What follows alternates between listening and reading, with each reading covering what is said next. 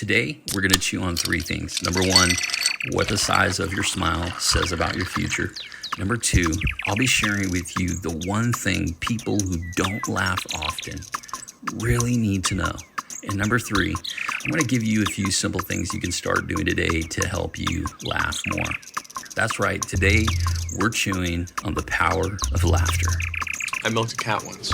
I had no idea you could milk a cat. Oh yeah, you can milk anything with nipples. I have nipples, Greg. Could you milk me? Okay, could you juice it? Perhaps? You know, laughing has been scientifically proven to promote health and life expectancy. And one of the things that makes laughter so powerful is that it works like a safety valve in that it immediately, when activated, shuts off the release of stress hormones within your body. I mean, think about it. It's impossible for us to be simultaneously angry, anxious, depressed, or stressed out while laughing. I can think of many times when I've experienced that instantaneous positive impact that a hilarious meme or a funny GIF had during this random negative moment of my day, and how it just turned everything around. And those random text messages from a friend with a funny YouTube video, they don't only make us laugh out loud, but they make our day. And they do so much more for us internally. By the way, I put a few links in the description of this video that will give you more information on the instantaneous benefits of laughter. And before we get into the rest of the podcast, let's talk about where the current you is on the scale of smile size. The first thing we're going to talk about today is, what does the size of your smile say about your future? This DePaul University Associate Professor of Psychology is finding himself in the international spotlight for a unique research project.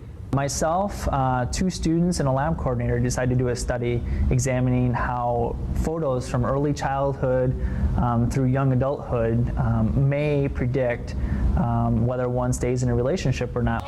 The study, published in the journal Motivation and Emotion, compared smiles and divorce rates. More people smiled, the more likely they were to stay with their partner. In contrast, the less people smiled, the less likely they were to stay together, the more likely they were to get divorced. Professor Hertenstein, whom you just heard in the audio clip, wrote a book called The Tell, the little cues that reveal big truths about who you are. You can pick this up on Amazon Books for less than $5. I added a link in the description for you to buy directly through this YouTube video. So what do some of your smiles look like in some of your elementary school photos? Where do you weigh on the scale of smile size, or at least where do you think you weigh? It's interesting to think about what the size of our smile as kids said about who we are right now. You know, out of all the school photos I've taken, there are plenty of school photos where the size of my smile was probably smaller than others. And I'm sure as you look through some of your photos, you're going to see some photos where you're not even smiling at all. But I don't want you to be alarmed. I want you to understand that what we're talking about today is just food for thought. And no matter how far you feel you are from who you know you're supposed to be, we're all just a few adjustments and a few steps away from a better version of ourselves. And we're all just a few adjustments away from a good laugh. And I'll be sharing with you later on in this podcast a few things you can start doing today to promote more laughter and a bigger smile. Here's the second thing I want to share with you today. Let's talk about the one thing people who don't laugh often really need to know. I think we all have a Debbie Downer friend who loves busting everyone's bubble with their negativity, or that grumpy uncle in the family who seems to hate laughter. And chances are, if you don't know anyone in your family that's like that, it could be you. Whether it's you or someone you love, here's what you need to know. Laughing at yourself is very important. I say this because it's proven that people who rarely smile are people who have a hard time accepting their own imperfections. You know, it's okay to be imperfect. No one has it all together. And quite honestly, no one ever will. There's tremendous wisdom in being able to take a joke and moving on in laughter, especially when the joke is on you or the joke is on us. During the medieval era, kings understood the importance of humor. Have you ever thought about why kings had jesters? If you don't know what a jester is, you can just simply Google it and get some information on it. But jesters were the only ones who could roast a king without being put to death. They could publicly make the king the butt of the joke. Why? Because it was understood that jesters had a comedic talent and they had an ability and a comfort in making a laugh out of even the most embarrassing truths. And this is what made them extremely valuable. I mean, can you imagine all of the yes men that surrounded the king and how refreshing it was to him to have someone courageous enough to laugh at him and make fun of him every once in a while? I think to some extent it's okay to take your job seriously and even certain aspects of life, but don't take yourself too seriously. Laughing at yourself is so important. It's okay to be imperfect because nobody is. And don't be so quick to rid yourself of that friend, that jester of a friend who doesn't mind cracking a joke on you from time to time. That friend just might be the most valuable person you have in your life.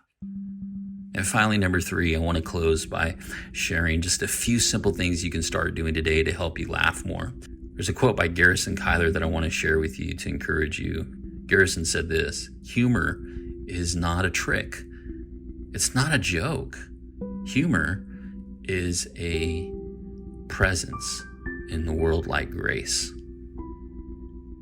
Guys, grace is a blessing. Humor is a blessing. Friends, this idea of you pursuing more laughter in your life is sure to bring in all the benefits of less stress and a higher immune system. But allowing more humor into your life will change your family. It'll change your children. It will change your perspective of life. I put a link to this study that I found called the Still Face Experiment in the description of this podcast. Check it out. In the video, it gives us a glimpse of how babies react to their mom's facial expressions, particularly smileless, plain expressions. Babies do not like serious faces. I was so moved as I saw this video of a baby's response to an expressionless mother. It was actually quite heart-wrenching and gut-wrenching to see this baby responding to this mom who was totally expressionless. But it speaks to the power of countenance and the choice we all have to live a life that is humorless or a life that is humorous. Our kids are looking to us not just for our wisdom. They're looking to us not just for what we know, but they're literally looking to the expression of our face. They're looking to the countenance of our face for hope, for joy, for love, and encouragement. So friends, the best way we can encourage our children and the people that we're doing life with is to not take ourselves so seriously and to do our best to really implement some things in our lives. Here's a few things you can do today to start implementing a little bit more humor in your life. If you have a spouse or a best friend, take the time to talk about the funniest moments that you've had in life. Remember them, write them down if you have to, and share them with someone. I was thinking about this, and one of the funniest moments that my family still gets a kick out of even to this day is the time when my wife asked me, "Hey babe, what do you want to drink?" And in my brain, as my brain was trying to process whether or not I wanted sweet tea or whether or not I wanted root beer, I somehow combined the two, and instead of the word root beer coming out of my mouth, I said toot beer, because I guess combining tea and root makes toot. And to this day, my family still gets a kick out of toot beer, and we do not call root beer anymore in this house. We call root beer toot beer. So think about those funny moments in your life, though, that you can laugh at and you can share with your family. Here's a second thing you can do to implement more humor in your life. Reply to your friends' text messages with a funny GIF.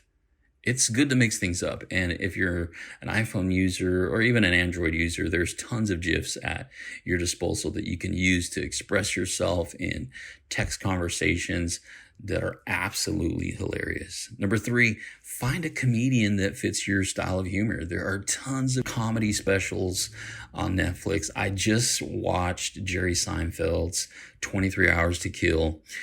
It was so hilarious. And the thing that I found interesting was that there was not one cuss word in this entire set, which allowed me to be able to feel free to watch that in my house. And, so if you have kids around the house, obviously you want to be careful with what you're playing on the television, but there are some good comedies out there. There's some good comedians out there that will have you laughing in no time.